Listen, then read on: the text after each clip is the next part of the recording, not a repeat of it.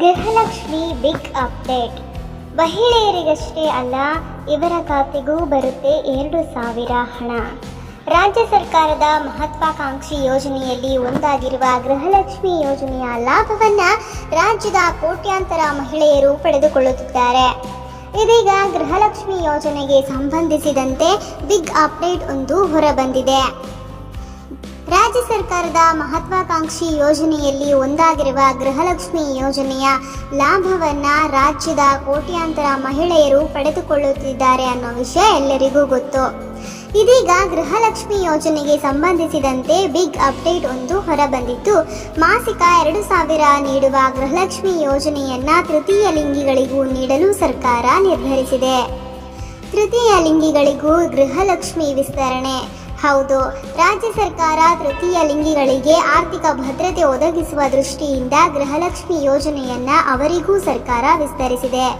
ಮನೆ ಯಜಮಾನಿಗೆ ಮಾಸಿಕ 2,000 ಧನ ಸಹಾಯ ಒದಗಿಸುತ್ತಿರುವ ಗೃಹಲಕ್ಷ್ಮಿ ಯೋಜನೆಯನ್ನ ಈಗ ತೃತೀಯ ಲಿಂಗಿಗಳಿಗೂ ವಿಸ್ತರಣೆ ಮಾಡಲಾಗಿದೆ. ಡಿಬಿಟಿ ಮೂಲಕ ಹಣ ವರ್ಗಾವಣೆ. ತೃತೀಯ ಲಿಂಗಿಗಳಿಗೂ ಮಾಸಿಕ 2,000 ನೀಡುವುದಾಗಿ ಆರಂಭದಲ್ಲೇ ಆಶ್ವಾಸನೆ ಕೊಟ್ಟಿದ್ದ ರಾಜ್ಯ ಸರ್ಕಾರ ಕೆಲವು ತೊಡಕುಗಳಿಂದ ತಡೆ ಹಿಡಿಯಲಾಗಿತ್ತು. ಈಗ ಅಧಿಕೃತವಾಗಿ ತೃತೀಯ ಲಿಂಗಿಗಳ ಖಾತೆಗೂ ಹಣ ಜಮಾವಣೆಯಾಗಿದೆ. ಡಿಬಿಟಿ ಮೂಲಕ ತೃತೀಯ ಲಿಂಗಿಗಳ ಖಾತೆಗೂ ಹಣ ಜಮಾವಣೆ ಮಾಡಲಾಗಿದೆ.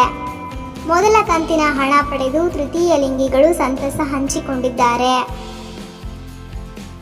ಸಂತಸ ಹಂಚಿಕೊಂಡ ತೃತೀಯ ಲಿಂಗಿಗಳ ಸಂಘದ ರಾಜ್ಯ ಸಂಚಾಲಕಿ ಈ ಕುರಿತು ಪ್ರತಿಕ್ರಿಯೆ ನೀಡಿದ ತೃತೀಯ ಲಿಂಗಿಗಳ ಸಂಘದ ರಾಜ್ಯ ಸಂಚಾಲಕಿ ಪ್ರಣತಿ ಪ್ರಕಾಶ್, ನಮಗೆ ಈ ತಿಂಗಳಿನಿಂದ ಗೃಹಲಕ್ಷ್ಮಿ ಯೋಜನೆಯ 2,000 ರೂಪಾಯಿ ಹಣ ಬಂದಿದೆ. ಶಕ್ತಿ ಯೋಜನೆಯ ಉಚಿತ ಪ್ರಯಾಣದ ವ್ಯವಸ್ಥೆಯನ್ನು ನಮಗೆ ಮಾಡಿಕೊಡಲಾಗಿದೆ. ರಾಜ್ಯದಲ್ಲಿ 800ರಿಂದ 900 ಮಂದಿ MSM, MSW, ಟ್ರಾನ್ಸ್ಜೆಂಡರ್ ಜೋಗಪ್ಪ ಮತ್ತು ಜೋಗಮ್ಮಗಳು ಇದ್ದೇವೆ. ಇದರಲ್ಲಿ 200ರಿಂದ 300 ಜನ TG ಕಾರ್ಡ್ ಮಾಡಿಸಿದ್ದಾರೆ ಎಂದರು. ಸಿಎಂ ಸಿದ್ದರಾಮಯ್ಯಗೆ ಧನ್ಯವಾದ. ಈ ಕಾರ್ಡ್ ಹೊಂದಿರುವವರಿಗೆ ಗೃಹಲಕ್ಷ್ಮಿ ಯೋಜನೆಯ ಹಣ ಬಂದಿದೆ.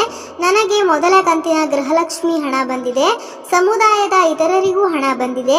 ನಮಗೂ ಈ ಯೋಜನೆ ಕೊಟ್ಟ ಸಿಎಂ ಸಿದ್ದರಾಮಯ್ಯ, DK ಶಿವಕುಮಾರ್ ಹಾಗೂ ಲಕ್ಷ್ಮಿ ಹೆಬ್ಬಾಳ್ಕರ್ಗೆ ಧನ್ಯವಾದವನ್ನ ತಿಳಿಸಿದ್ದಾರೆ. ಈ ಮಾಹಿತಿ ನಿಮಗೆ ಇಷ್ಟ ಆಗಿದ್ರೆ ಪ್ಲೀಸ್ ಲೈಕ್ ಮಾಡಿ, ಶೇರ್ ಮಾಡಿ ಮತ್ತು ಈ ಥರದ್ದೇ ಇನ್ನಷ್ಟು ಮಾಹಿತಿಗಳಿಗಾಗಿ ನಮ್ಮ ಚಾನಲನ್ನು ಸಬ್ಸ್ಕ್ರೈಬ್ ಮಾಡಿ. Thank you.